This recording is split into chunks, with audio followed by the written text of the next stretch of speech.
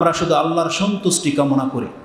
এই ধরনের ভাষাটা আপনার অন্তরে তো লাগবে যে কথা তো ঠিকই, আমরা তো জান্নাত লাভের আশায় করাটা কেমন, আল্লাহর সন্তুষ্টি কামনা করতে হবে।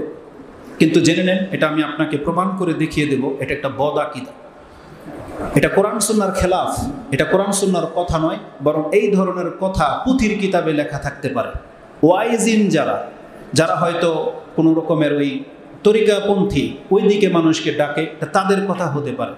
বিগত যুগের এক মহিলা রাবিয়া বসরি তার নাম ছিল, এটা আমাদের কাছে সে হচ্ছে একজন সুফি বা বেদাতি মহিলা।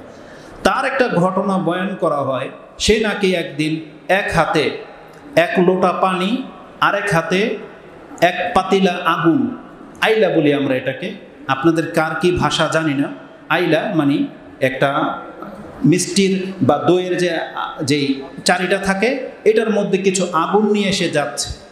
তাকে জিজ্ঞাসা করা হয়েছে, এই আগুন আর পানি আপনি কোথায় নিয়ে যাচ্ছেন, কি করবেন? বলতেছে, এই আগুন দিয়ে আমি আল্লাহর জান্নাতকে জ্বালিয়ে দেব, আর এই এক লোটা পানি দিয়ে সে জাহান্নামের আগুনকে নিভিয়ে দেবে।